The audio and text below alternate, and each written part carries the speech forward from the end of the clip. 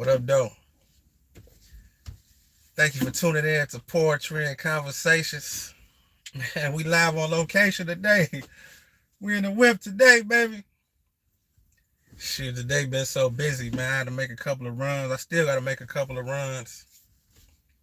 I was like, I'm about to go live, talk about Kendrick. We'll talk about Akademiks. His comments about J.Cole and Kendrick. His comments. I wish I could play it, but shit, I heard Akademiks. He be flagging people. We'll be sharing some of his contents and words and whatever on YouTube. So anyway, the gist of it is Akademiks. He made the comment that J. Cole, basically, they don't do interviews with people that's other culture.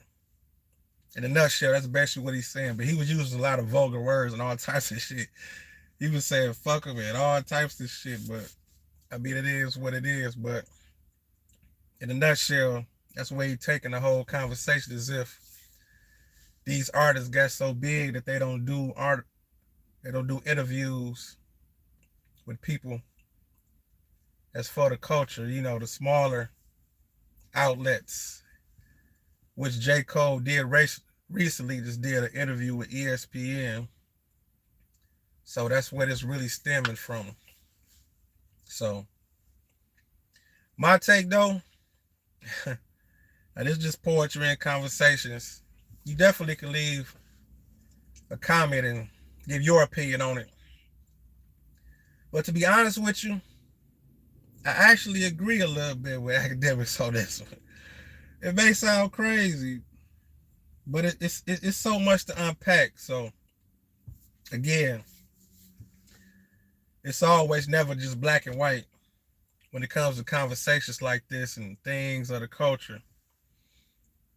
Because there's always different angles or different ways you can look at it. If you of the business, or if you just a ongoer or a looker, just a student who just watching the game and who just paying attention and want to just pick and choose when the time is right and it benefits you. So the thing is, I actually agree with him, because a lot of these times, these rappers, they do play it safe and just don't want to be bothered with some of the lower level people that's coming up and doing interviews and stuff like that, because they think to themselves, like, is it worthy of their time? Is it worthy of the whole situation of just talking to somebody that, in a nutshell, probably couldn't do too much for you? I mean, just think about it though. You done already made it to this level, and by doing certain interviews that's of a different stature, that's above you, it's only going to expose you to more people. And some be strategic like that and only do certain interviews. That's why you see your Jay-Z's and certain people, they only do interviews with certain people. They feel like they're above. I mean, at this point, it's a difference when you hire in your career. It's certain people you're going to feel that,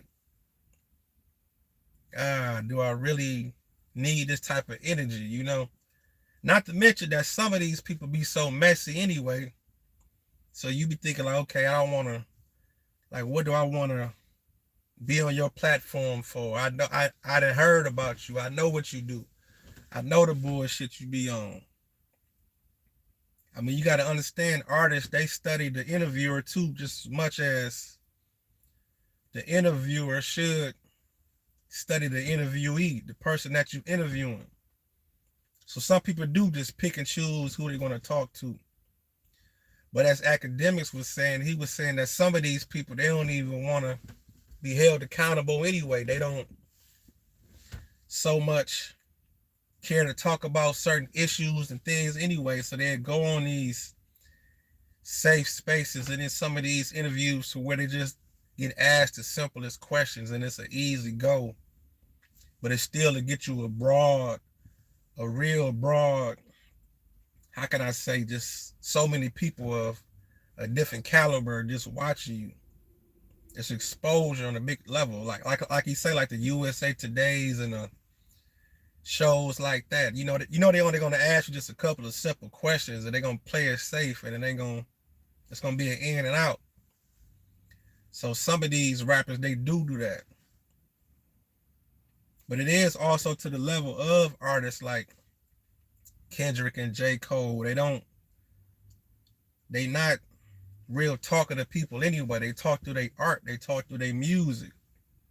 So I can see how some of them just dodge a lot of these outlets that, talk about all the bullshit. They want to know who you fucking and all that and what's going on, the beefs and the riffs, the headlines. But you got to think about it too. Akademiks, he can speak like that too, because he's in a position to where he don't need them also. So how can I say that also? So you got to give and take, put that in the equation also. The average person with a podcast really can't speak on that like that, because they trying to grow and maintain by having bigger artists on their platforms. So even Akademiks, he says that in his so-called rant or whatever, speaking his opposition, he's like, fuck y'all, I don't need y'all anyway, because he like, that's why he's saying he's not really speaking for himself. He's speaking for other journalists and people who probably don't have the audience and a plateau and a status to say it. So he's calling them out. So it's debatable. I mean, you can give me your take. You can put it in the comments. There's different ways you can look at it. Because again, a lot of these platforms, they feel like they do need these artists. And you come from this culture and you claim you of the culture, especially on a positive note that they be on. And if they skipping over certain platforms, I don't want to say skipping over, but if they don't be on some of them platforms, it do give off a sense or energy that they above a lot of these top podcasts and shows, which in an instance they are. But on the way up, did you feel that way though? On the way up, did you feel like, okay, well, I'm not going to do interviews with such and such? Or on the way up, did you feel like, okay, well, I don't have to be on such and such show or this or that? Like I say again, that's on the way up. But when you do got the status, it shows the people you give back and reach to and the people you help out. You actually can get a lot of more credit by doing that. You could turn people on. That's if you had the time and want to do it. I mean, just think if it's an A-list artist like Kendrick or J.Cole who just do an interview with somebody that's on the way up and it's in depth, or somebody that you never really heard of.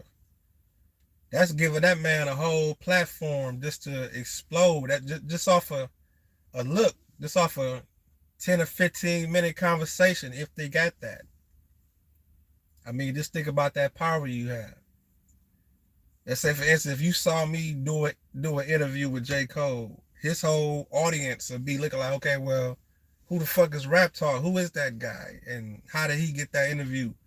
And it could have been just off the hip of just Cole, just feeling like, okay, I see what you're doing. I want to just, come on, let's do it. Let's talk, that's on you.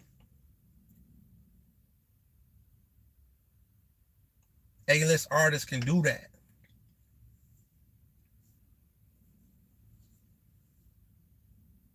But what's the end conversation and where do we go from this? How can a Kendrick or a Cole respond to what Akademiks is saying? And not to mention the way he's saying it. He's saying like, fuck fuck J.Cole. He don't like his music. He don't care anyway. And he talk about how outlets dick suck just to get those people. And they just don't even do interviews with a lot of black media. But they'll go straight to an ESPN or a Esquire or all these big so-called bougie magazines that's top tier, considered top tier, but it's not hip hop.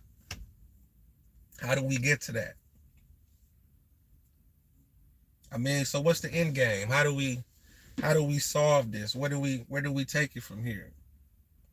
Because in a nutshell, let's look at how messy black media is, though. Who want to deal with that, though? I mean,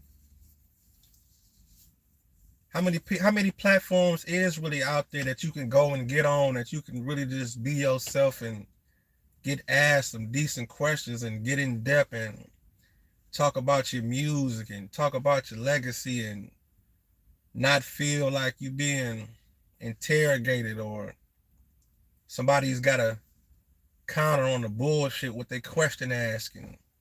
I mean, how many hip hop outlets do we get like that? I mean, I love to hear. Put in the comments. We really need shows like that, because it is still some people out there who just love the essence of hip hop and music and storytelling that ain't the bullshit. Honestly, I actually thought Math Hoffa and my expert opinion. I really thought they could have felt that void and was headed in that direction. I really did. And as I was watching it, I noticed once it got popular and once it got popping, he jumped on the bullshit too. But it's like he's still riding that thin line. He still got some time. But I noticed with watching the show, he jumped on the bullshit too. And when I say jump on the bullshit, I'm talking about all the messy shit, the street shit, and throwing all this up in it and having recycling interviews from other people that they didn't talk on, that have been on Drink Champs and all these other shows, and he grabbing some of them same people, recycling them same stories and beefs and bullshit. But I mean, he still got a chance to revert it back to hip hop. I mean, which they are hip hop artists, some of them. But it's a difference though when you get a good artist who probably got some good stories up in them, but you're talking about the bullshit, you know? So I really think he got a chance to fill that void, just to throw him up in there. But you know, which people's going to go on that platform? I mean, that's one thing on the way up. You watch these people, you see them grinding, and then you see once the views and the advertising, everything just kick in, and you really get the popping. You see they get the chasing and jumping for stature also. It's kind of like who's chasing who. It's like the artists, they'll be the ones who will want to chase an interview with certain people, of course, just to be on their show. But the same people with them podcasts, they'll be jumping to find the artist who's popping and on the bullshit. So it's like who's searching for who? You got to think about it though. That's why a lot of these times when you watch these interviews, it'll be the same people, because it'll be the same couple of stories that's recent or big enough, or them same people who making their runs talking about the same shit. That's why you would look up and you'd be like, damn, he was just on that show. Now he on this show talking about the same shit. I mean, like what's new? Like, okay, what made him come outside now and start saying these stories all over shit from 20 years ago? I mean, it's channels that's being built up off of just all the same old ass shit. I mean, with all respect, I mean, it's an audience for everybody, don't get me wrong. That's why I can't fault nobody. But how many times is Tupac gonna be in the title of these videos, you know? Suge Knight, Death Row, and, you know? But even though it is a audience for that, it's people who grown and not into the newer bullshit. So they still on the old bullshit of 95 or 96. And we want to hear them stories over and over again. It's people actually making a living, still telling them same old stories. I mean, from the security guards to the people who was at the door, to the friends of a friend, to the baby's mama's friend. Everybody got a story that can still add on to some of these artists. So when it do come to a J.Cole or a Kendrick, you have to think to yourself, shit, is it worth it? Is it worth going on some of these platforms? Like, what is we about to talk about? Because as an artist, it's crazy to say, but especially if an artist of their stature, you know who you pass already. So it's like what is your interview going to do for me? It's kind of like a mind game with a lot of this shit in the industry. It's a mind game. It's like who needs who. And it's always like that from the beginning. When I say the beginning, I mean from starting off and growing and bubbling with your career to when you popping and got this shit going on. It's like who needs who. That's why when people approach you or when you approach people, it be a different type of energy because they size you up and look at you like, okay, well, what can we do for each other? Like, what can you do for me? Is we on the same level? Should I charge you? Should you charge me? That's how I get to the point that people like Vlad can pay people. Even though it probably was a point when Vlad was about to blow and get his bigger, people was paying him because they saw that his channel was popping. Now it's to the point to where a dude like him, he can turn down people money. He's paying people for their time in interviews because he know they had a value to make him money. And that's how a lot of platforms can be and get. That's if you get to that level. If you get to that level to where people want to sort off after not just you, but your audience also. You can charge because the eyeballs on you. But if it's you on the way up, you trying to reach out to people to interview. You trying to find some people that can get your shit popping.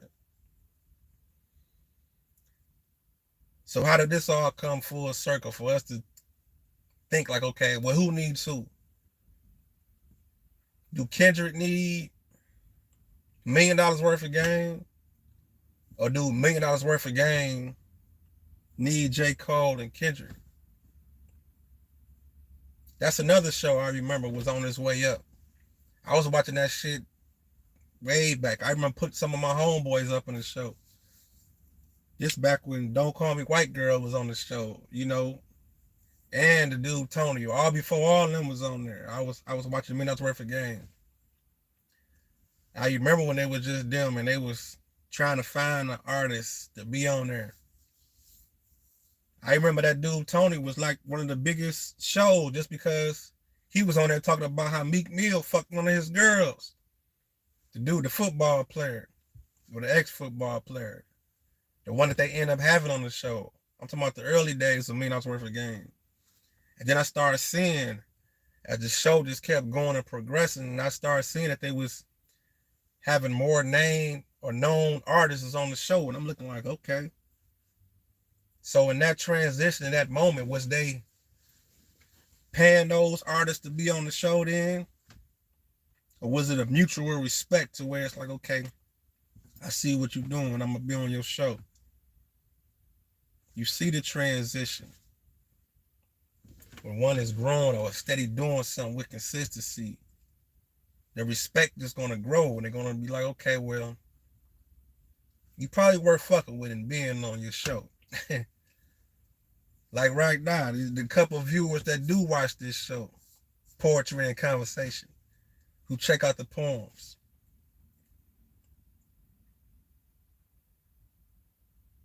It's a balance. It's the people that, it could be another poet that watched this show and be like, okay, damn, I got to get my poetry, whatever, popping like Rap Talk. I got to do a show. I got to start talking. I got to be doing this. I got to be out in the field. I got to be performing. I got to record that shit. Got to get my YouTube views up. I got, what, at this moment, like 1,200 subscribers. It could be somebody with just 5 subscribers who's really just hungry, thinking like, damn, I got to get to where Rap Talk at and what he doing. Maybe I can advertise with Rap Talk and kick it with him and see how I can get my shit in motion to get over 1,000 subscribers and have a couple hundred videos and what it takes and how do you stay consistent and working. When you're an inspiration and doing something, you never know who's watching and who's motivated. That's just the way it works. So in all, I agree with Akademiks a little bit, because these type of artists are people of the essence. But on one hand, you have to think to yourself, like, what shows can they go on that ain't messy? That's the $1 million question. What hip hop shows in the black media can they go on that ain't on the bullshit, that ain't messy, that ain't talking about the gossip or looking for the headlines? Who got that show? I mean, who right now in the hip hop media got them shows? I mean, that's popping. That's another thing too. That's popping. Who got them shows? So what is one to do? Especially when you already a big artist like that. Well, I mean, who needs who? Again, you have to ask that question. Who needs who? That's why Akademiks, he can say that, because he's popping already. He don't need a J. Cole for people to still be watching him. He don't need Kendrick.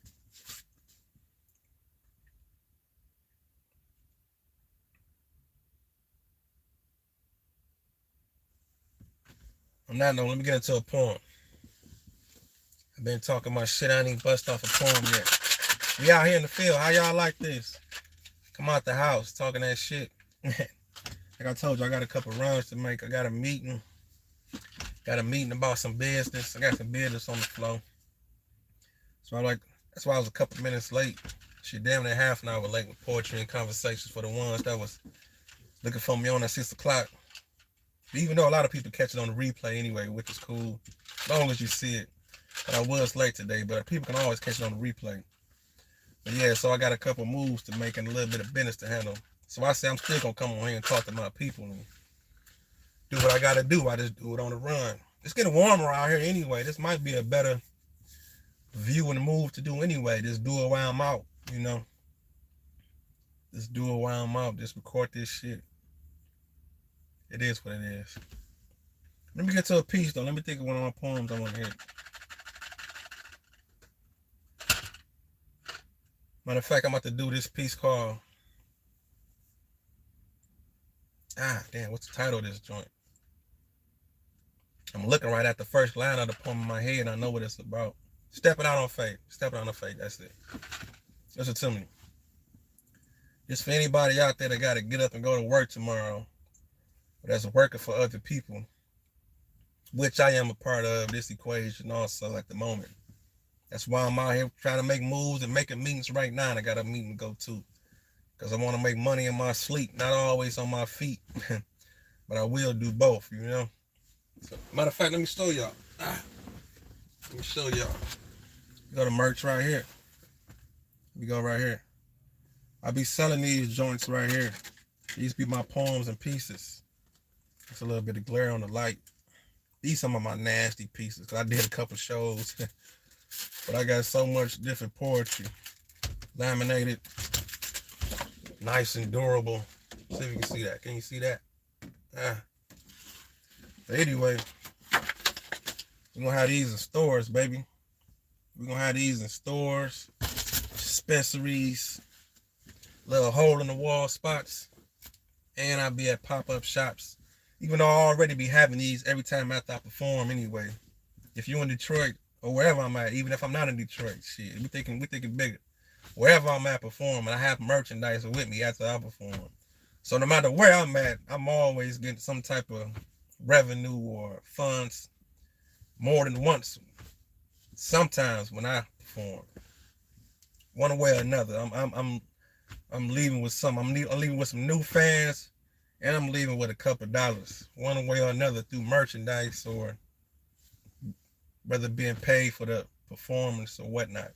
That's why I say that comes down even to the open mics, whatever, wherever I'm at. I got some merchandise, and you see the clothes, you see Intelligence is Sexy, all that. Hit the link, and y'all get some of this shit. Y'all rock that shit, whatever city y'all in. Wear that shit. Be like all this dog from YouTube. This dude I be fucking with on YouTube, Raptalk. He be saying some shit. I hear that shit when I get the handshake. So I'm in the street. Show that shit online. Show that shit in the midst of this shit. Spread that shit. It ain't gotta be no secret if you fuck with me. Show that shit to the world. Spread that shit. Y'all know how this shit go. Gotta become cool to like and fuck with somebody. Y'all know how this shit go. Shit, y'all know how it go. But let me do this piece though. This called Stepping Out on Faith. That's what we're in the process of right now. Right here in this moment. This is Stepping Out on Faith. That's what I'm doing. But listen to this poem though. See if you can relate. Listen to me. How long you been in that rut? Mad as hell Sunday evening, Monday morning, punching in, not giving a fuck. Stuck inside a maze. Afraid to chase your goals because you mentally a slave to corporate offices. Paychecks got you behind, but you thinking you can handle it. Dealing with work assholes, ass kisses, and micromanagement. See, I'm from the streets. You see, getting rid of drugs was more than just a hustle. You see, it taught self-discipline and mind-reading skills to read people and stay worried of oncoming trouble as the money double. But back to reality. Never mind that. Let's talk about Uncle Sam steady taking my taxes. I'm putting in overtime trying to get over this hump while I bend over backwards. And that's kingpin shit. And they got you trained to do it each week.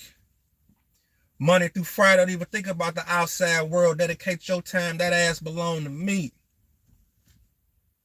Now is this your future? In the past that you think that this would be your present? If you don't work for your goals, or you gonna work for someone else, to let that marinate, think about that for a second. Cause see, you was created with a purpose. Find yourself because you lost. Work for yourself just like you do for others. So just remember that thought there. Boss. Rap talk. Snap, snap, snap, snap, snap, snap, snap, snap, snap, snap, snap, snap, snap, snap, snaps. Stepping out on faith. I suggest you do that. Like I told you, whatever stay on your mind, put it on your grind. Get out there and do that shit.